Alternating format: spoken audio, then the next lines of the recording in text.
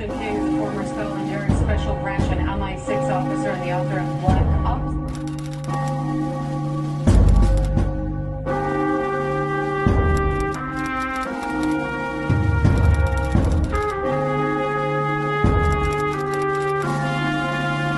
I was undercover for Special Branch in a jihadi organisation.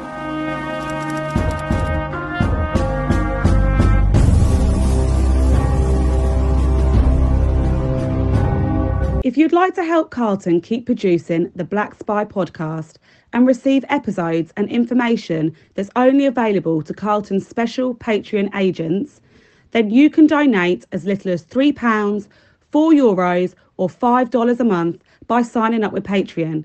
See the Black Spy podcast notes or Google Patreon Black Spy podcast and pledge your monthly amount. You can even win the opportunity to be a guest on the show.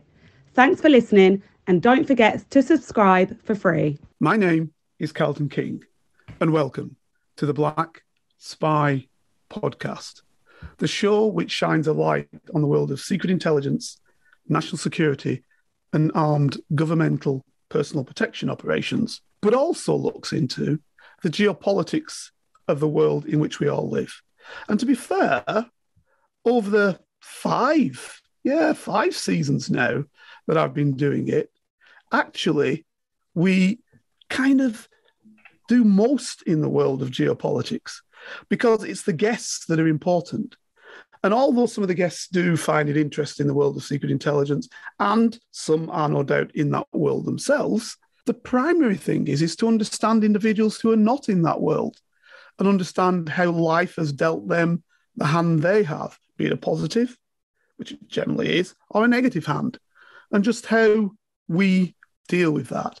So that's the interesting part of the show, is the guests.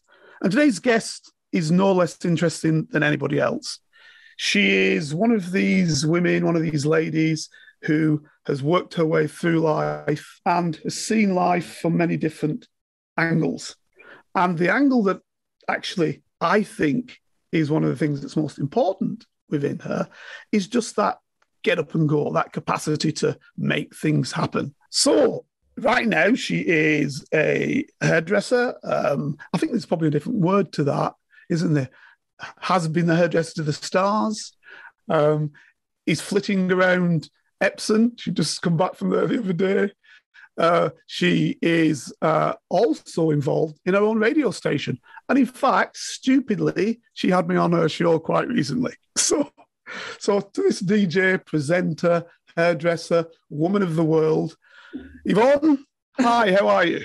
Good afternoon. I was just chuckling to myself listening to that intro. Thank you very much, Carlton. It was actually Royal Ascot I was at on Wednesday, not Epsom. Ascot, that's it. That's even better. So there you go. You're jumping the line even higher. I haven't been to Epsom. That's the Downs. I would like to go there, but actually this week it's all about Royal Ascot. So it was a wonderful experience, as it always is. I've been very fortunate that I've been many times, and this week didn't disappoint. So I thoroughly enjoyed it. Yeah. And I believe, again, you were hobnobbing with the stars, weren't you? Oh, yeah. I walked in, and the first person I bumped into was Ruth Lansford and Eamon Holmes. They were literally right in front of me, so I couldn't miss the opportunity to say hello. So a lot of people... They probably came up and said... Yeah, they probably came up and said, hello, Yvonne, how are you? Nice to see you again. Is that correct? Exactly. But, I mean, that's the thing, isn't it, about names as well, because my name... I'm known to lots of people now is Vonnie, but my real name, as you quite rightly say, is Yvonne. But it's almost like a bit of a stage name, I suppose. Yeah. But I'll tell you about that later when we get to it. But, so how did they address you then? How did Ruth come up? Say, hi, Vonnie, how are you? And you said, don't worry me, Ruth, not again. Well, most people that were sort of hovering wanted a photograph with Eamon and Ruth as well. But I said to Ruth, I said, I think Eamon's great, but I said, you're a loose woman. And she said, oh, do you watch the show? And I said, yeah, I do watch the show. She said, oh, what do you think? I said, I really like it. So that's how we got chatting. And so, yeah, it was for me, it was more Ruth I wanted to speak to, rather than just getting a photo with the two of them. So yeah, but I mean, I got a photo with her as well. So that was fun, really good fun. So that was the beginning of our day at the races. Sadly, we didn't have any winners. So, well, I think I got a second or a third, but nothing major. So, yeah. It was a good day though, and the sun shone as it is now. So who do you go with? Who did I go with? So on this occasion, I went with my daughter Jasmine and my friend Katie and Barbara and Barbara's daughter Camilla. So there were 5 of us, 5 ladies that went to the races. And is that the normal sort of brigade that you go with, or does it change each year? When I very first started going, I think there were more of us. I used to be friends with a couple of girls that lived in Ealing, and they used to organise like a minibus, and we used to take a table, chairs, a candelabra. We'd have an elaborate picnic in the car park. And I was driving past on Wednesday looking at all the car parks, and so many, hundreds of people still do that. And elaborate gazebos are put up, and it's a great thing to do, because after the racing you can come back and you can have your picnic, afterwards as well, and carry on. And parties in the car park are quite notorious at Ascot. What does that mean? Well, no, they just, you carry on partying long after the races have finished, But these days, it's 8 o'clock. It finishes after you've had a sing-song around the bandstand, and to be fair, you start off. Well, I think we left here about 11:30. So yeah, it was long enough for us now. But we were talking years ago when we first started going. It wasn't unknown for us to then get a cab into London and carry on partying at a place called Dover Street Wine Bar, which no longer exists. Right. So this is a successful Vonnie. Yes. But can we go back to Vonnie youngster, Vonnie coming up? How did that? How did your life kind of begin? Your life chances. I mean, when you were at school, how back do you want to go? I want to go to school. Actually, I just want to think. What did you think about at school? Did you think I'd be going to Ascot, or did you think? No, but maybe we should go back a bit further. I was born in 1957. My mum had a holiday job in Bournemouth, and she worked in the Bluebird Cafe, and my dad was a deck chair attendant, and they met one summer when my mum was in Bournemouth for a summer job, and I was conceived. And in 1957, that was a big stigma, unmarried mother. So my mum came back to her parents, my grandparents, and had me. And I was actually put up for adoption. Right. And at that time, it was all done through the GP. So the GP, I didn't find out about this until probably I was in my 40s. So I went, most of my life without knowing. And so in those days, if it didn't work out, if you could get the baby back, basically, if it was under 6 months, the adoption. Right. So let me just ask you there before we step into that. So there's no adoption agency there. No, it's all done through the GP. Right. So it's kind of is it legal? Is it legally? I honestly don't know, because, it's all cloak and dagger. It's all secret squirrel. Nobody talks about it. Nobody did talk about it. Right. My grandmother didn't mention it to me, although I spent most of my childhood living with my grandmother, and she was a force. She was a strong woman. She'd had a hard life. My mum I spent very little time with. I spent, the odd holiday here and there, but majority of the time, my life was influenced, I would say, mainly by my grandmother. Right. So you basically put up for adoption. So within the 6 months then, did your mother bring you back or your grandmother? It was my grandma. It was my grandma that said, I'll bring her up. Let's go and get her back. And I mean, what did the granddad think? I don't know, but I mean, I was always very, very close to my grandfather. He used to take me out.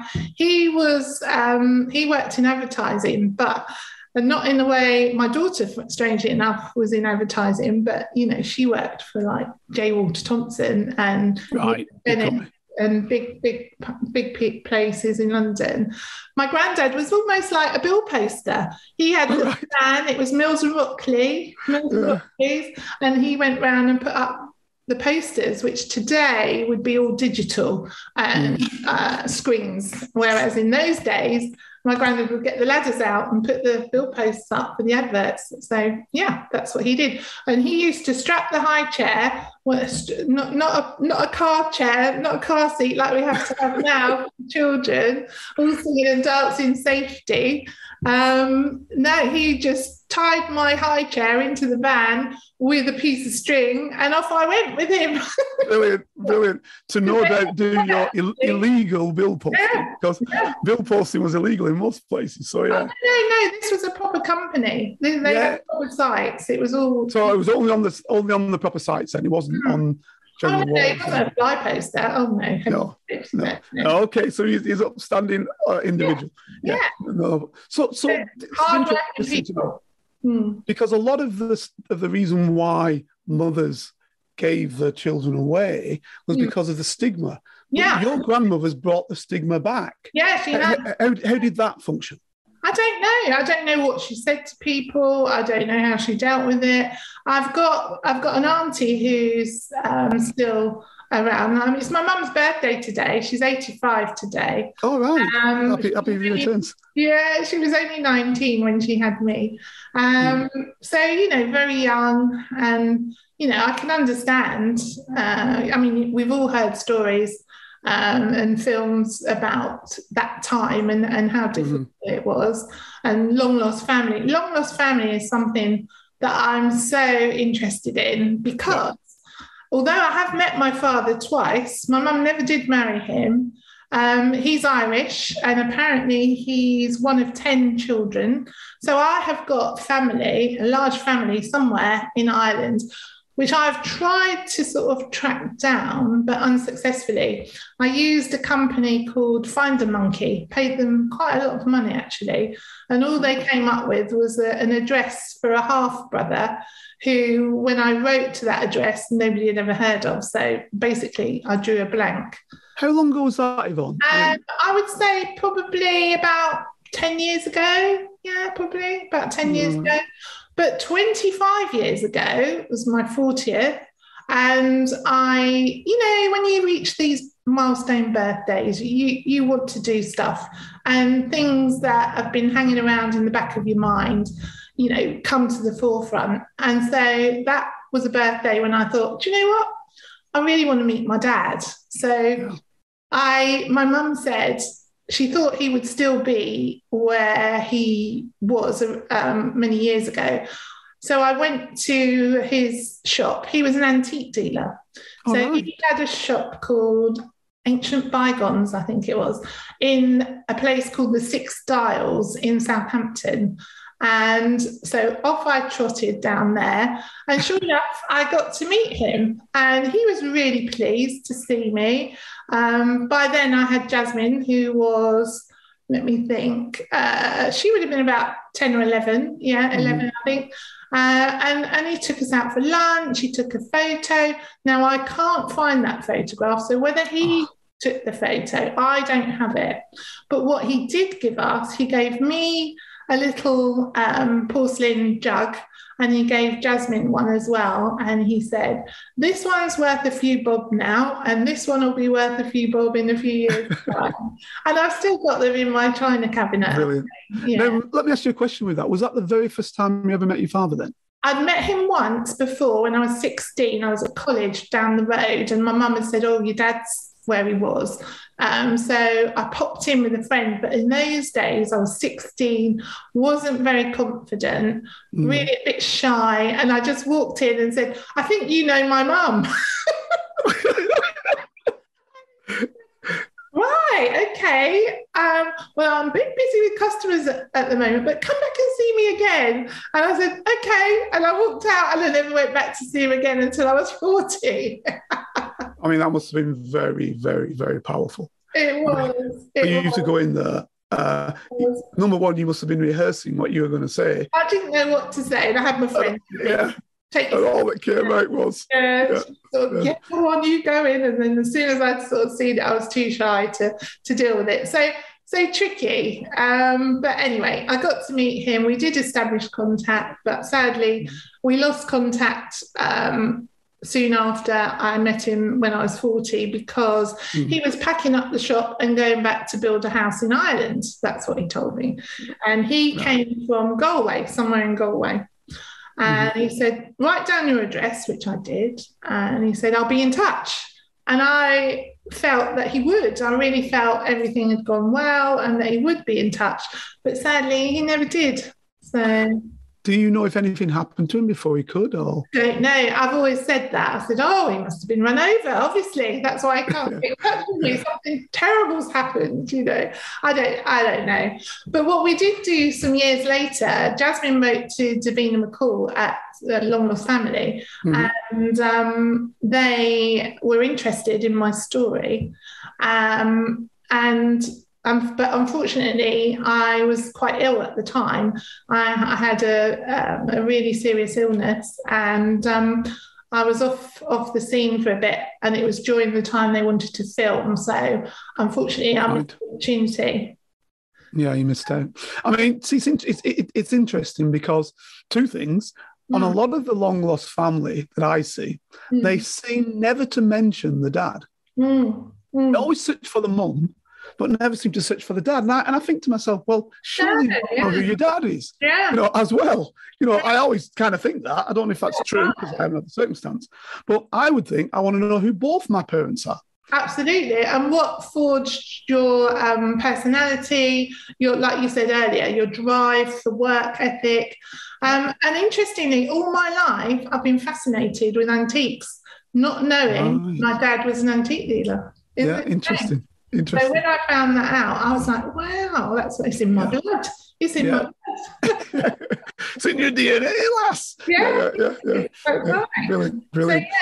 So, you know, I spent most of my life going backwards and forwards from my mum to my grandparents. So I went to lots of schools, had to make friends because obviously when you change schools, it's hard and you have to make friends again.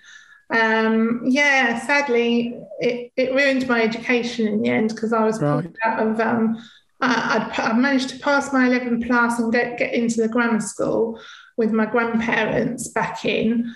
And then my mum said, oh, I think it's about time she came to live with us.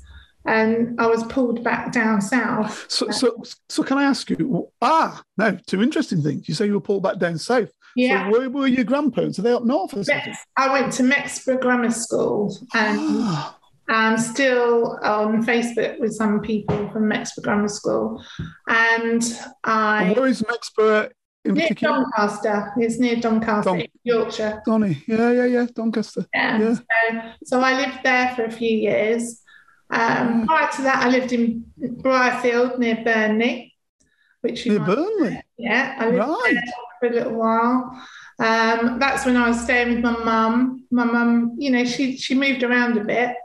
And like I say, I was back and forth with mum. So can I ask, without prying, can I ask the so right? Let's get the timeline because so 0 to 6, you're to 6 months. You're with or between that period of time, you are with foster parents or adopted parents? Yeah, well, I don't know. A couple. You don't know. I don't know.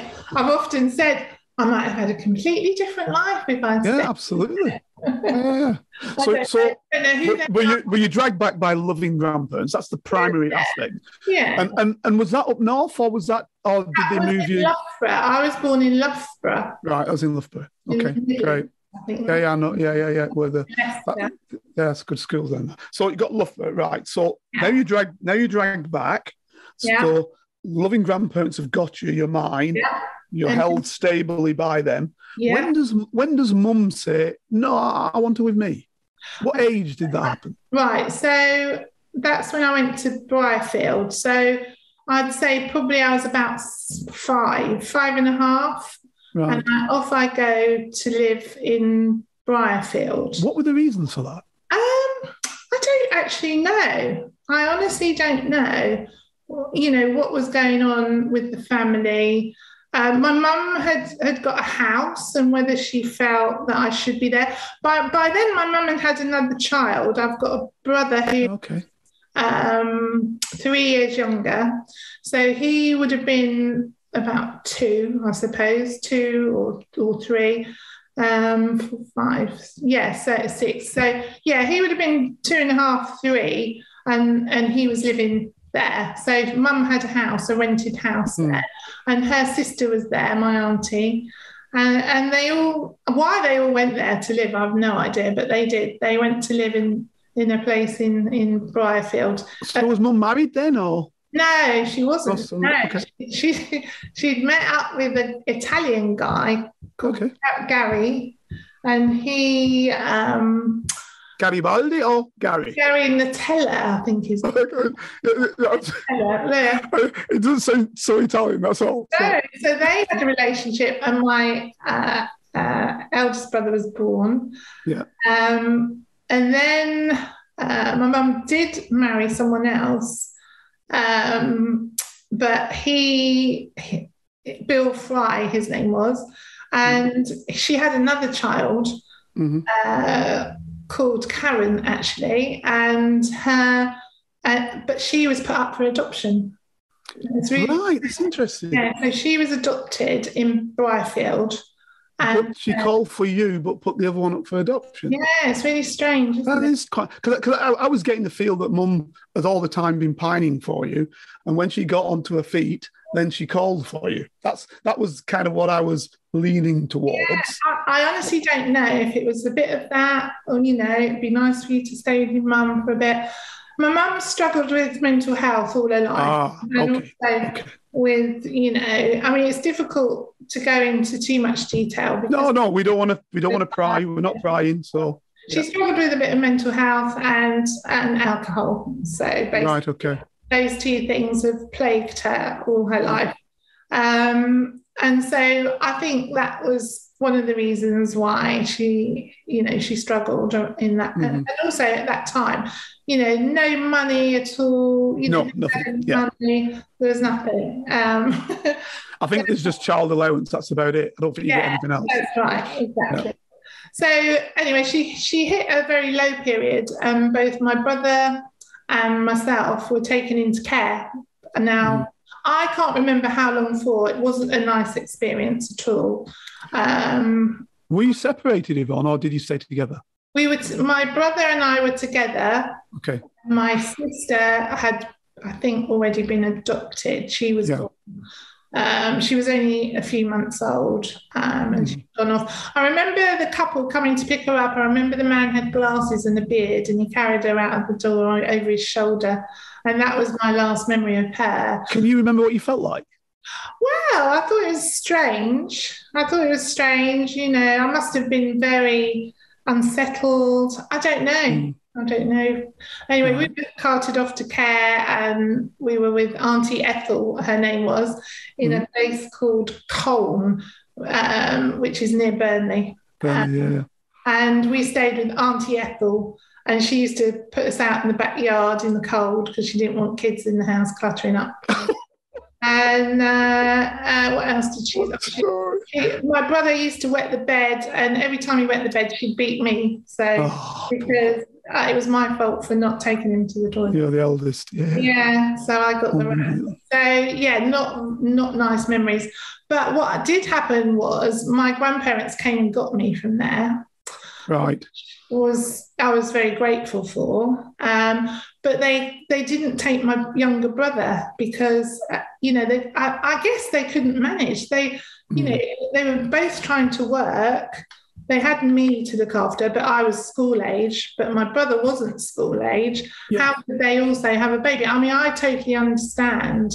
As do I. Yeah. They couldn't have both of us, but that unfortunately created a massive problem between my mum, my brother, and my grandparents for many years subsequently, because they felt that they should have taken both of us, not just one of us, and that he wasn't like, I was the spoilt one. I was always considered to be the one that was spoilt.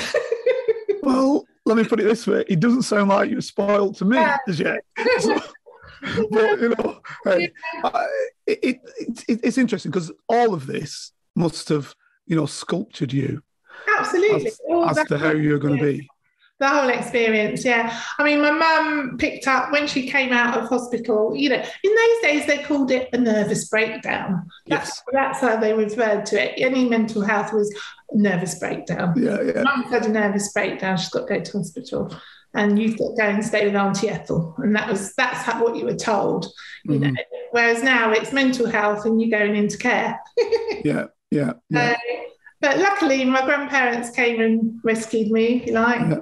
Yeah. And I then stayed with them for the rest of my childhood until I was 13 or 14. And then my mum at that time had another baby, another boy, my youngest brother.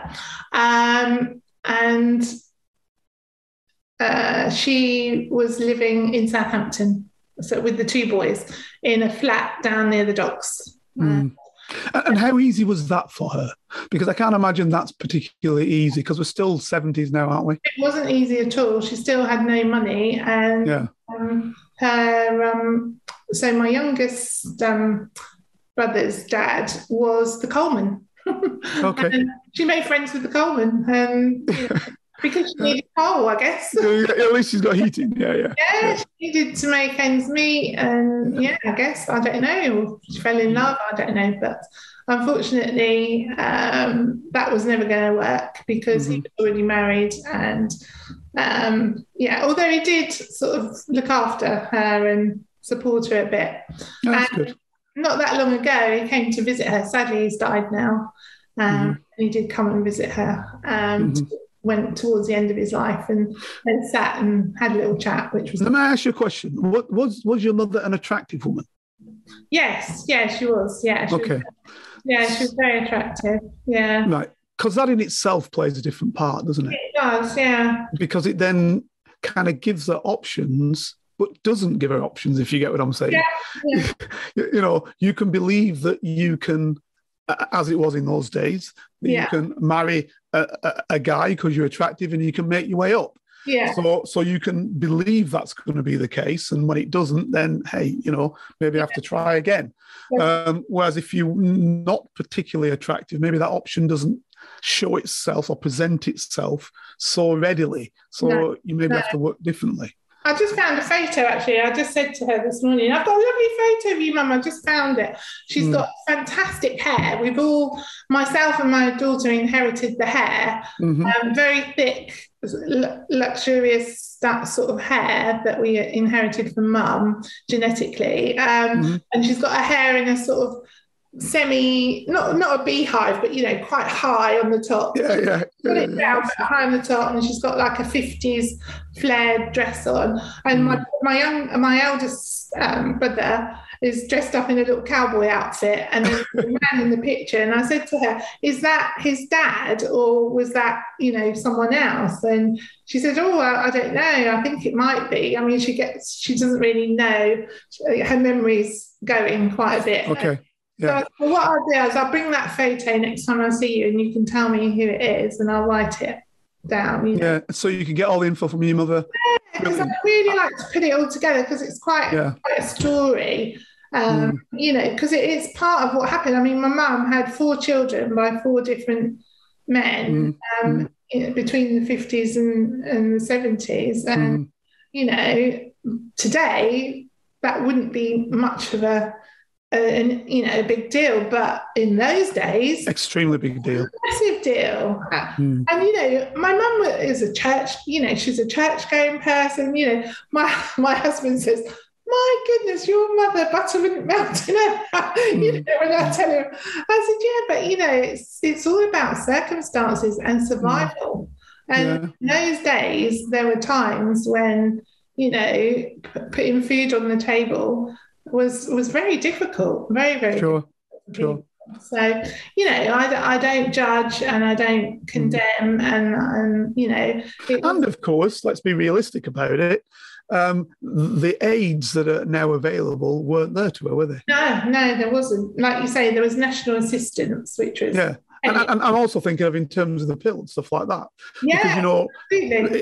If that had been the case, it might have been completely different, you know. So I suppose you've got to look at the reality of the circumstance. Yeah. And you know, don't get me wrong, she may have enjoyed what she was doing. I'm not making any one way or the other. Yeah, she liked to go out. She always had a boyfriend or you know, but yeah, she wasn't married for long because the guy... Is that at all? She was married briefly, but the guy she married was Karen's dad, the one who was adopted. But she married him in prison. He was in prison. I believe he was in prison for rape. I'm not sure. Again, you only get sort of snippets of stories from relatives who have still got the memory, and I've been trying to piece it all together for quite a number of years. But yeah, so she decided she was going to go and marry him. Now, whether it's because they had a child together or she was trying to straighten out her life, I don't know what the reason was behind it. And the problem with is she won't talk about it. She will not talk about the past to anybody. It's quite powerful. I can understand that. It's quite powerful. But you want to know what your life is. Fascinated. Yeah, I'm fascinated. It's very difficult. Anyway, but when he came out of prison, she ran away. She packed her suitcase and ran away. And that's how she ended up down south. So in other words, the thought of him was better than the reality. Probably, yeah, probably. Apparently he wasn't a very nice character. Because also in those days, to be fair, if you're going to get convicted for rape in those days, unless there's some extraneous circumstance, I don't know, you're a gypsy or you're black or something like that, people can lay on it. Frankly, you really do need to have... Because most of them were stranger type things. It wasn't, you know, two people going out of a night and somebody said no. That wasn't the case. No. It would be stranger, you know, on the street, banged on the back of the head or whatever the circumstance might be. Yeah. So I need to dig deeper into that. But I'll tell you something. I remember going to visit him in prison, and I didn't realise as a kid. Yeah. How old were you? I would have been about 5 or 6. Whoa. And we used to go on the train back to Manchester, and we were told that, so my brother was sort of like a toddler, my sister Karen was a babe in arms, and I was obviously walking, and the three of us went on the train, and it was a steam train. Mm-hmm. And when we got there, we had to walk through this gate, and it was strange ways because you had to, it was like a door, a bit like getting into a castle, you know, where they've got strange ways, Salford. Funny markings on the doors. I remember going through there, and then my dad, we were told that was our dad, you see, for many years. Right. Didn't know anything. So we're going to see your dad, he's in hospital. That's what we were told. That's the story. You're going to see your dad and he's in hospital, and he was behind glass. With a blue shirt on. I remember that. Well, you see, this is interesting because in those days, you know, prisoners used to beat up what they call nonces, people who were, and those who were rapists. Yeah. Because, of course, they were generally the most brutal type. It wasn't generally just, you know, as we say today, that you can have let's argue somebody says a misunderstanding. Yeah. No, it wasn't that. You know, 9 times out of 10, you had to really be going for it. And other prisoners would beat you up. Yeah. So a lot of these guys were in kind of solitary for a lot of the time or amongst themselves. Yeah. So that hence the behind the glass, because normally, I don't think you'd be behind the glass normally. No, it's strange, isn't it? Yeah, I remember that quite clearly. And then there was another prisoner who, from a photograph, did a painting. Now, I don't know what happened to that painting. My mum could have got rid of it, but there was a photograph of her with Karen, my sister, and my two, and me, and one of my brothers. The younger one wasn't born at that time. There was they'd done an oil painting from a photograph. Yeah. Oh, very good. Yeah. So that was interesting. But yeah, it was only when I saw Strange Ways on the television programme, I went, hold on. That's what it was. That's not the hospital. That's where I went to see my dad. Yeah, that was my holiday. Yeah. But, there you go. I mean, to protect... they weren't going to say, "Oh, you're going to and see," No, of course. the guy in prison. They always made up a story because everybody wanted to save face, and it wasn't the done thing. But anyway, she married him in prison apparently, but then later ran away. My mum was a great one for hitchhiking. She'd pack a bag and stick her thumb up, and off she'd go. Yeah. And in those days, that happened a lot, actually, didn't it? Yeah, I mean, she turned up in Southampton with a toddler and a suitcase, and that's how she started the rest of her life. Incredible. Yeah. So we've got you now till about 13 years of age. That's right. Yeah, that's getting interesting. you're clearly intelligent. You can clearly work within the system because you passed your 11 plus. You can work within the system. Yeah. You kind of want to achieve. I can understand that. I can see it. Yeah. So what happens now? You're 13. So I've been now moved from a very middle class area living and going to a grammar school. I've now been transported down to Southampton to a council estate, which is fine, where you've suddenly got to make friends with different type of people, and I'm thrown into the local secondary school, which has like a streaming system. The G stream was for the grammar school type kids, and then C stream and whatever. So it's a comprehensive then? Comprehensive, that was it. Yeah, the comprehensive. I was put into comprehensive in the top two classes. But I wanted to fit in with all the kids I walked to school with and lived with. So and they weren't in those upper streams generally. No. Right. So my education went down the tubes basically. Yeah. Do you think you wanted to fit in because they offered you some solace, some friendship? Just peer pressure. Yeah, friendship. Yeah, definitely friendship. Yeah, I made friends. Close friends, and I just wanted to fit in, and suddenly going to school and studying wasn't cool. And I had a boyfriend who lived 2 doors down and rode a motorbike. Yeah. How old was he? He was older than me, so clearly because he's got a motorbike. What are we talking? 17? I was about 14 when I started seeing him, I think. And he would have been 18 or something. Yeah, 3 or 4 years older. Yeah. Anyway. Which, of course, in those days wasn't abnormal. It was kind of normal. Yeah.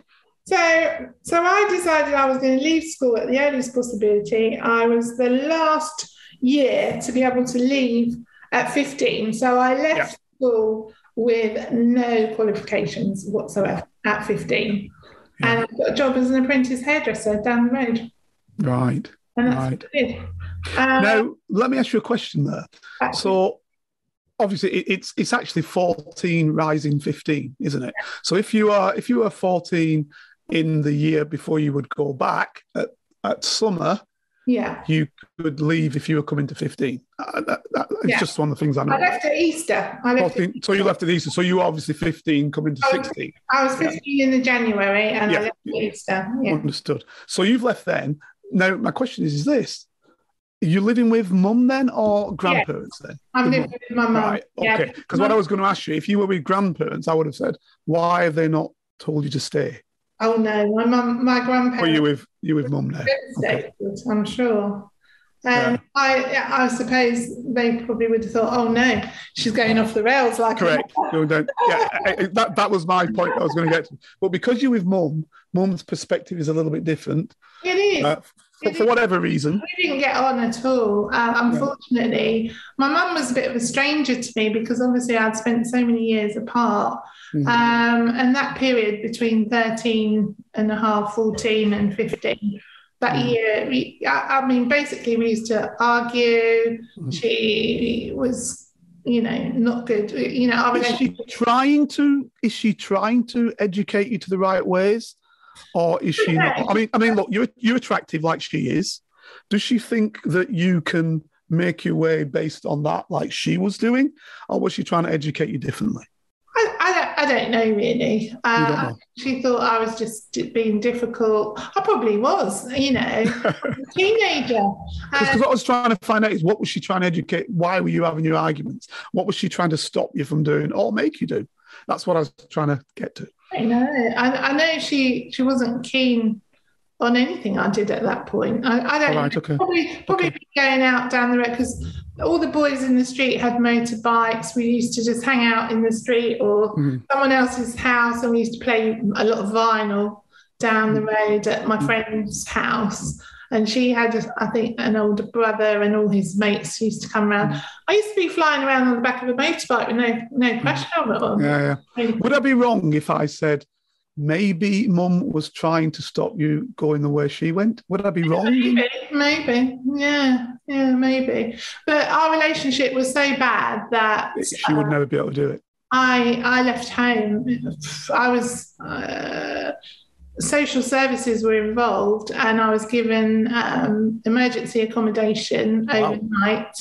I remember because it was an upside down house, and I thought, oh, this is really different. And how old were you then? I was 15, 14 and a half, 15, I think. So it's like 1972, something like that. 72, 15. Yeah. And then I got a place in an institution called the Girls Friendly Society, which is basically like the YMCA. And I shared a room with a girl called Cozy. Okay. Yeah, and because I was working, you see. So I went to work, and then that's where I lived. But I still had my boyfriend from up the road, and we got married. I was married at 16. All right. Okay. Interesting. Yeah. So did you perceive him as the love of your life then at that moment? I fell madly in love. I thought he was gorgeous. Long black hair. Do you remember that band, Sweet? Absolutely. I played this. Well, I didn't play with him. I played music for him. He looked like one of them, and he had like. All right. Which one? The blonde one, but with black hair? He had black hair. Yeah, he had the guitarist then. The guitarist. Hair, and he was a very unusual character, but I was determined to sort of prove everyone wrong. So by the time I was quite driven to work and driven, and by the time I was 18, we had our own house. We bought our own house, and we had two cars. I had a Ford Cortina, and he had a Ford Capri. But he really wanted to stay in rented accommodation, but I was like, no, we're buying our own house. So what was he doing, Yvonne? So he's a couple of years older. He was just a lorry driver. A lorry driver. Okay. Yeah, but just local. We didn't do long distance or anything. Right. So was it his own business then? No, he worked for Castleforce in Eastleigh. And he was very into country and western. And I didn't drink. I didn't drink ever. I didn't start drinking till quite a lot of years later. I've never been a massive drinker, but no. Do you think that was because of your mother? Yes, absolutely. Yeah. My eldest brother, he doesn't drink either, and it's all because of what we saw as children. Sure. The damage it can do. So I was married to John, and we lived in Southampton, and we had our own house. I was working as a manager. By then I was managing a hair salon, and I had a team, and everything I thought was good until one day the phone rang, and I said, oh, okay. I went to the phone, and didn't have mobiles in those days. And a voice on the end said, do you know your husband's having an affair? and having an affair. And who was the person on the other end? Well, I recognised her voice and I said, "Is that you, Pam?" And she just put the phone down. And it was my best friend's mum. And I recognised her voice immediately. So I got in my car and I drove round to their house, and her daughter, Josephine, said, "Oh, he loves me. He wants to be with me. He's bought me this present." He was showing me jewellery that he bought her. And I said, "Oh, okay then, right. Okay, well," I said, "it's probably best that we go and sort this out. So let's go." So we went back to my house. And with her mother, she was with her mother. So they drove, I drove, parked, and he was at home, because he was always skiving at home when he was supposed to be working. The van was outside. In we go. He got the shock of his life. Can you imagine? Yeah. I walk in, the girlfriend and their mother. Yeah. I hear you want to leave me and be with Josephine. And he went, "Oh no." He went hysterical. She was hysterical. The long and the short of it was, he didn't leave with her. He went on to have another affair. Our relationship was never the same. It always comes up in conversation or arguments. And then he became quite abusive. He hit me around the head with an electric guitar one day, and I ended up in A&E. Yeah, I had to have stitches in my ear. And after that, I can remember running down the road in my night dress to get away from him. And then I sort of thought, "Oh, you know what? I can't go on like this anymore." So I packed up what I could get in the car and I left. Now, let's hold it right there. So you're the driver to get the house, to get the cars, etc., etc. What do you then do? Oh my God! You just left it all? I moved. Yeah, I did. And that was a big mistake. I'd never do it now. So you're penniless. I mean, are you penniless then? Yeah, pretty much. Apart from my job, but my job. Yeah, you've got your job, obviously. Yeah, but my job was fine, but it's not the same when you're going through all of that. What did I do? I just went and stayed at my mum's in her box room, which wasn't good, because I then started doing what I probably should have done before I got married, because having got married at 16, I hadn't had, I hadn't been out clubbing or, like that. I just got So married. this is kind of what, 79? Yeah, I'd say, hold on, 73, 74. I was married in 1973, July the 7th, 1973. And I think the marriage lasted for about 8 years. So 4, 5, 6, 7, 8. 81. It's about 81, yeah? Yeah. So I decided I'd stay with mum, but that was a short-term thing. So I then got shared a house with a girlfriend and some other people, and just started going out clubbing and doing all the stuff that I should have done before. The reason why I asked you what sort of year it was is because, of course, women's rights moved actually quite quickly, and the acceptance of a single person who had once been married, going out, had changed. Yeah, for that period, isn't it? So that's why I'm asking you. I had a passport with my husband on. We had a joint passport in those days, and I had his passport because I took the passport with me. So I had his face on my passport for years afterwards. It was really odd because I decided I wanted to fulfill all the things that I hadn't yet done. So I wanted to go and work on the cruise liners. All right. So in order to do that, you had to have London experience, is what they said. Because I'd come from parochial Southampton, they didn't think that I had the right. I'm guessing you're saying as a hairdresser. Yeah, so I went for an interview. I got the coach up to London and had an interview with Steiner, which is an old company that used to own lots of salons in London and the cruise liner franchises on ships like the QE2 and etc. So I came up to London and had to get my London experience. So I worked at Heathrow, actually, in a hotel called I can't remember the name of it. There was a pub across the road called the Three Magpies, and there was a hotel called, I can't remember the name of the hotel. All the British Airways crew used to come. I think I know the one you're talking about, actually. Yeah. It's called. I've forgotten its name myself. There was another one called the Penta opposite, and we were the Excelsior. Yes. So I was given. I had my interview in London, passed all that, and they said, right, we'll start you as a stylist. We've got a vacancy at the Excelsior. So packed my car, had to go and find a room to live in. Most of the available rooms were with Asian families. So I got a room with an Asian family, but it was all a bit weird and I didn't like it. So insofar as? You literally were living as part of the family. Right, okay. So what, when you say Asian, Muslim, Hindu? Sikh. I think possibly Sikh. Sikh, yeah. So we got a turban on. You got a turban, so Sikh. They could have been Hindus. No, I think maybe they were Hindus. Anyway, they were, right, because they didn't have turbans.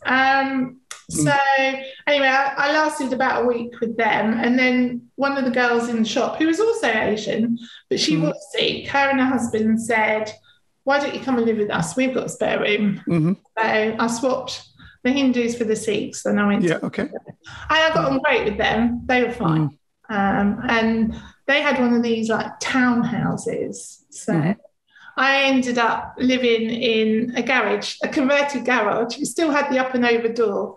I had like a bed sit in their garage, basically. But I loved it because I had my own little shower, my own little kitchen thing. I thought it was great. I thought it was the bee's knees.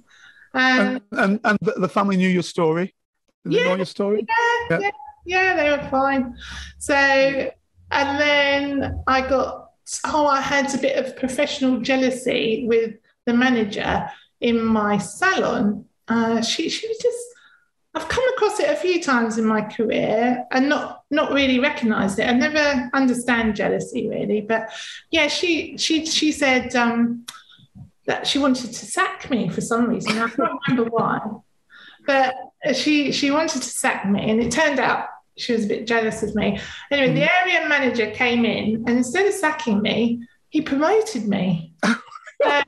He gave me the flagship salon in Oxford Circus. Oh, brilliant. Which was then Topshop in Oxford Circus. Yeah. So I was given the managerial position of running Topshop Oxford Circus. So this is where you come amongst the stars. Yeah. So that's where it all started, getting a bit hectic and living the London lifestyle. But I still had this driving ambition to go on the ships, but they didn't really want to put me on the ship because I was running their flagship store and they wanted me to stay put, really. Yeah, makes sense. Makes absolute sense. Been around. Yeah, I can understand it from a business point of view, but, my ambition was my travel. So in short, you were good at your job. Were you good at hairdressing or were you good at managing? Or both? I think it's a bit of both. Yeah, okay. I think it's a bit of both because I've always seemed to do quite well with both. So anyway, luckily the store closed for a refurb. Now, whether it was completely closed or a temporary close, I'm not sure. Anyway, they said, right, here's your opportunity. Do you want to get on? We can put you on the QE2 for a short contract. I said, yes, please. Oh, that's what I want to do.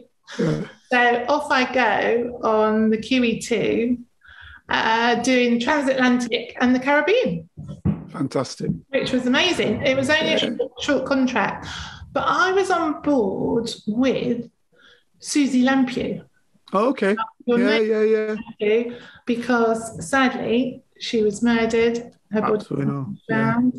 Now, she was a beautician at the time. She wasn't always an estate agent. Oh, right. Before she was an estate agent, And not a lot of people know this. You're not wrong. But believe me, she was a beautician, a very popular girl. She was a very attractive girl. I used to think, wow, she's gorgeous. You know, she always had, you know, friends, and everybody wanted to be friends with Susie. She was that type of person. And I've got photographs with her. We went out in New York. We went to see Lionel Richie, supported by the Pointer Sisters, for his All Night Long tour in Radio City. Brilliant. And we all went, and we didn't have any money, and we all had to walk back through the Latin Quarter to get back to the docks, to the ship. And I can remember thinking, oh my God, this is so scary. But we had a few of the guys off of the ship with us, so we were okay. We were okay. But yeah, I couldn't believe it when I saw Susie's face on the front page of all the newspapers when she'd gone missing. That was such a shock. Because by then I was living in Pitshanger Lane, and that's when it. So I guess in those days as well, when you were doing that, this is what, like 84 or something? Yeah. Let me think. When I was on the QE2? 83. Yeah, 83. I think it was 83, 84 I was on the QE2. Yeah. So I soon realised to be on the QE2 and have a good time, apart from with the crew, you weren't allowed upstairs. You weren't allowed to mingle with the passengers. That wasn't allowed. And you only had a half day off in port. So you were there to work. It was a 12-hour shift, and you know, that's the job you had to do. So I then had a chance to go on what was my next one? My next one was a German ship called a South African ship called the Astor, which sailed out of Hamburg. So we had to go from Southampton, which is crazy, to Hamburg by train and boat and whatever. The chief was sitting on the floor, and then get the ship ready, bring it back to Southampton to pick up passengers, and then go to South Africa. So, and how did you find that? Oh, hard work, but great fun. Great, absolutely. And did you drop off in South Africa? Because that obviously was a part-time idea. Yeah, we were there for a little while. We went to Durban, Port Elizabeth, and Cape Town, obviously. And we hired a car. We did the wine routes. The coastline is unbelievably amazing. Have you been to that? Absolutely. Yeah, absolutely. Because in that era, obviously, that's full apartheid, and that's where the battles were going on as well. Right. The school. Absolutely, and I'm glad you reminded me, because I'm a bit of a rebel, and they're like, right, the black crew are not allowed to come in the crew mess, and I'm like, why? Right. Why can't they? So they said, no, they have to. Well, they're allowed in to get a drink, but they can't drink it in there. They have to go and sit in their bit, which is down the corridor. I was like, oh, that's ridiculous. So I started mixing with all the black crew. But there was one place we were allowed to mingle, and that was on the aft deck. So we used to have parties. Yeah, I've got loads and loads of photographs of with all the crew, and you know, waving them off, and it was amazing. It was an amazing time. Brilliant. I could not believe the prejudice and the way that the white South Africans were with the black crew. I couldn't stand it, and I used to make a point of, you know, going the opposite way, going against it. Yeah, I did, and they couldn't understand why I was like that, but I was. So was that a reason that they were they thinking, well, we don't want to keep this woman because she's causing problems? No, no, they didn't bother. No, nobody bothered about that at all. No. Nobody said anything to you? Oh, okay, fair enough. I could have stayed on that ship if I wanted to, but I had an opportunity to go on another ship. So I came back. Did I come back to the salon? Because, you know, some of these contracts were quite short. I think that was about 3 months, that one. And then I came back to the salon for a bit, and then I was offered, no, I've missed out a big chunk here. Right, let's get that chunk. We don't want to miss it. I met my daughter's father before I went on the South Africa one. Okay. So I had this boyfriend in the background. Right. Okay. So every time the ship docked, there was a bouquet of flowers came up the gangplank. That's good. Wrong in the hairdressers again. She's got flowers again. I've been called up, shipped to shore. Now, bearing in mind, no radio in those, no in those days.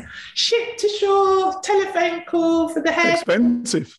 Oh my God! It was talk about pursue you with a vengeance. Poetry, letters. I've still got some of them. Amazing pursuit. And I was going out with my daughter's dad for more than 6 months before I discovered he was married. Right, yeah, okay. Surprise. And I'm like, well, I told you right from the start I don't go out with married men. Mm-hmm. And it was, but by then, you're in love. You're already in, yeah. You're in. So what did I do to get away from him? I got a contract on the ship and I went to Australia. So that's the one that you took for, yeah, okay. Yeah. So I wanted to get as far away from him. Well, you couldn't get much further. No. Yeah. Well, we started off in Hong Kong. So we flew to Hong Kong, Papua New Guinea, Manila, and down to Sydney, Australia, New Zealand, and the Pacific Islands. Very nice too. 6 Beautiful. months. Yeah. Now, you think that would cure you, wouldn't you? But it didn't. What did I do? I came straight back into his arms. But, I have got a beautiful daughter. Yeah, and it is what it is. If that's your soulmate, it's the way it is. Hey, no rhyme, no reason. Yeah. So the beauty is you're spinning around the world now. Yes. And you are the girl who, wasn't ever going anywhere. No, that's right. The next minute you're spinning all around the world, which still in that era is well, in fact, to be fair, today is still the case. The places you're going is pretty much not the norm. No, absolutely not. My family, who all still live in Southampton, have never moved. Mm-hmm. And there's me. I've been all around the world, like you say. They used to call me Judith Chalmers. Yeah, absolutely. Judith Chalmers in the family, because I used to send them postcards, and I can remember being in Tonga, it was, and all the stamps were in the shape of fruit. Right, okay. Yeah, you'd have like a melon and a banana and an orange, and that would be like the stamps to go on the postcards. It's amazing. Really? And I had an absolute ball, and it was a Russian ship. Oh, okay. All the crew came on, and none of them could speak English. Mm-hmm. Now the captain and the officers, I think, could, but the main crew, like the bar staff, the cleaners, the stewards, none of them could speak a word of English. It was chaos for the first few. So this is now very, very interesting to me. So we're talking. Give me an era again. Give me a date. Okay, so that would have been around about 84. 84. Yeah. So we're still in the middle, in fact, actually in the Cold War hotting up again. Yeah. So they all had to go, if they went ashore, you'll be interested in this, they had to go in threes because they were responsible for each other. Yeah. And while we were in Sydney, the interpreter did a bunk. Yes. Yeah. Well, I would no doubt imagine that there were KGB on board the ship. I bet there was. Well, in fact, I know. I don't bet. I know there's KGB on board the ship. So they will be looking at the other guys and seeing who might want to make a run, as you call it, and they'll be making sure that doesn't happen. So the guests you've got, are they all from the Eastern Bloc, or were they? No, not at all. Not at all. No. So as I say, we started off in Hong Kong. And we sailed down towards Australia. Mostly Australians. Okay. Mostly, yes. Did we have some Americans going from Hong Kong down to? I can't remember. I can't swear to it. But the hairdressers, the photographers, and some of the band, and some of the like PR, customer relations were English staff, but the rest were Russian. Interesting. Yeah. And the ship is Russian. And the ship was the Alexander Pushkin. Oh, the Pushkin. Alexander Pushkin. Okay, the great Russian writer. Yeah, the black guy. Everyone said, why have you gone from the QE2 to the Pushkin? Because we get loads of time off in port. Yeah. And it's more, you know, you can have much more fun. And, you know, you don't have to be on duty on port days. You can, you know, sort it out later. And most of our guests, once we got to Australia, were young, because in those days, cruising in this country was only for old people. Yeah. But in Australia, they get on board with their eskies and their ghetto blasters, and they're having a party before we even left Sydney Harbour. So it was an absolute blast. And I guess for my KGB friends, it's a super targeting area. You know, you can look around for several days. You've got people targeting them, seeing who's what, and who might do what in the future. Yeah, fantastic targeting. Brilliant.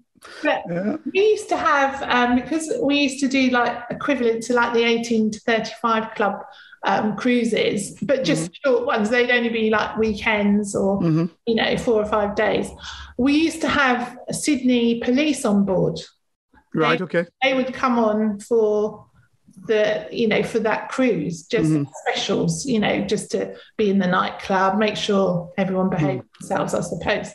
Yeah. And I struck up a friendship with one of them. I can remember. I went out with him for quite a while. Right. He took so me. New South Wales Police. Yeah, really nice guy. I can't remember his name now. Isn't that terrible? It was when we went to Tonga. Anyway, he was a really nice guy. He took me to a hotel for dinner called the Regent, which is on Sydney Harbour. And standing in the lobby was Linda Gray from from Dallas, yeah. And I remember thinking, oh my God, that's great. I've got to go and speak to her. So I did. And I got her autograph, because, you know, no mobiles, no cameras. Yeah. You know, you didn't ask for a photo, you asked for an autograph. Yeah. That's what I did. And I remember and what does she look like in real life? She was so brown. I remember thinking, she's so brown. How does she get that brown? And she was just standing there in the lobby on the road. She was obviously waiting for somebody. So, but anyway, and I was totally blown away by this. I've never been in a hotel like that before for dinner, you know, the plates and, you know, the china and the glassware. You know, he was obviously trying to impress me, wasn't he? Absolutely. Of course he was. Yeah.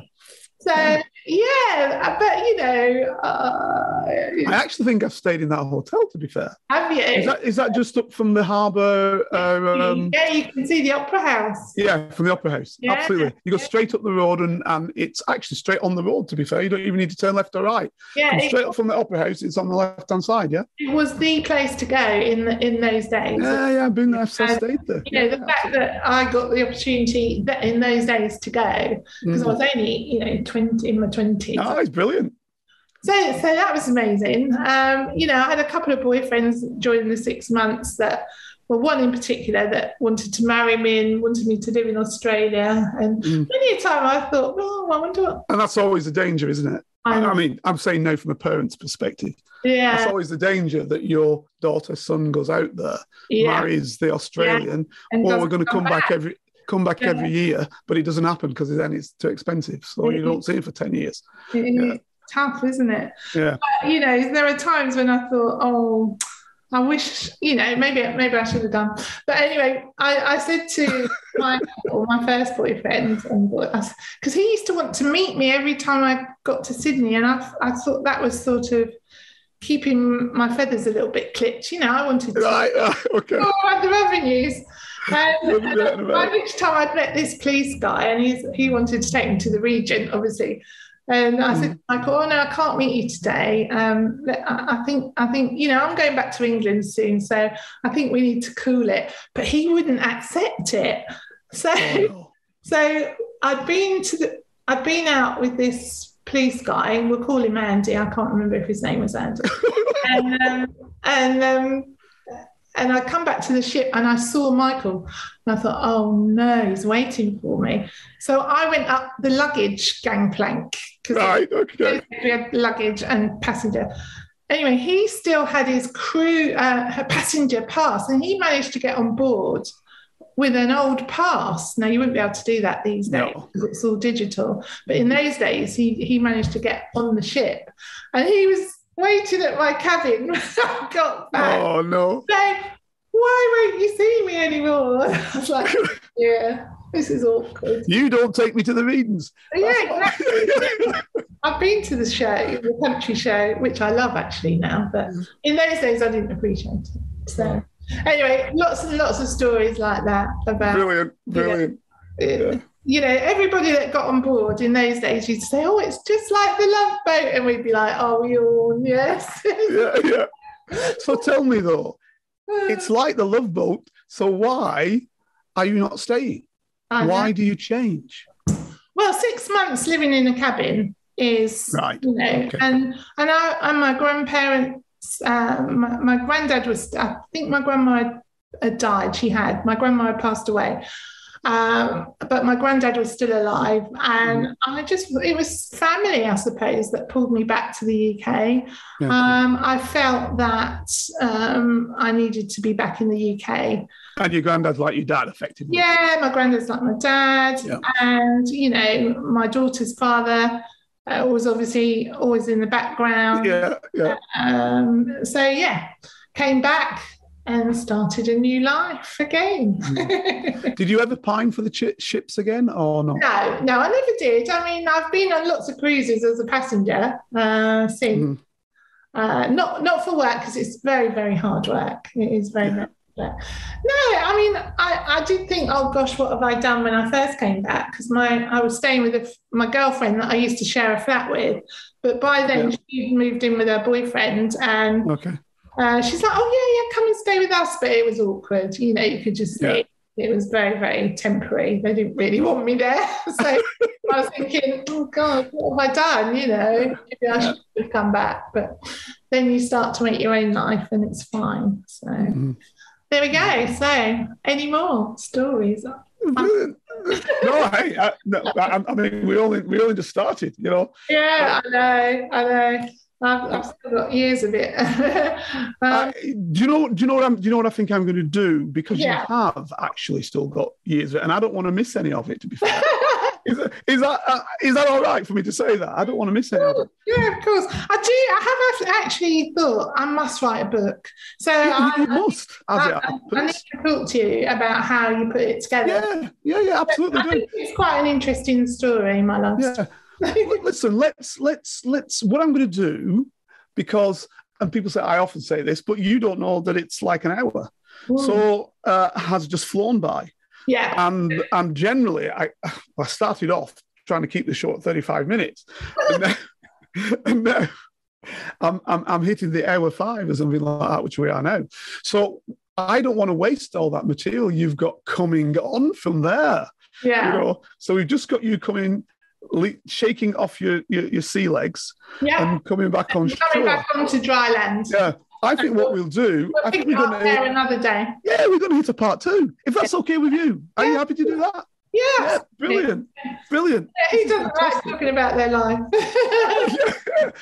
You'd be surprised. I mean, I haven't got into too much detail, and I haven't named names because, you know. No. And look, you've been absolutely discreet about that, sure. But I think what you have done is, and this is what I think I get and give from the show, is it gives other people an opportunity to see and to feel and to understand that they weren't alone. You know, somebody in your predicament now can hear your story and think, you know what, I can make something of myself. Yeah. So it's very, very important. Don't underestimate that. No. I mean, I never would have thought I would have gone on to own several houses and the business. Don't tell anybody else. No, that's coming later on. That's coming later on. So we'll later on. A little teaser, but a little teaser. That's I'm just a little. Seriously, joking aside, there'll be people now today, and to be fair, their predicament today is different. Maybe less harrowing in the first instance, because the aid and assistance offered in those days. I know the era. I'm born around the same as you. The assistance wasn't there. No. Wasn't any. And things were kind of rough and ready in many ways. Oh yeah. Whereas today, it's much more structured and much more helpful. I mean, you spoke about your mother's mental health problems, for example. That would be recognised today. There'd be nothing in those days, you know. That's just the way it was. So, brilliant. We are going to continue. So, ladies and gentlemen, I've got to thank Vonnie Williams. I'm going to use that one for you. Let's use your radio name. You're very welcome, Carlton. Yeah. And we're going to see her again shortly. If you'd like to help Carlton keep producing the Black Spy podcast and receive episodes and information that's only available to Carlton's special Patreon agents, then you can donate as little as £3, €4, or $5 a month by signing up with Patreon. See the Black Spy podcast notes or Google Patreon Black Spy podcast and pledge your monthly amount. You can even win the opportunity to be a guest on the show.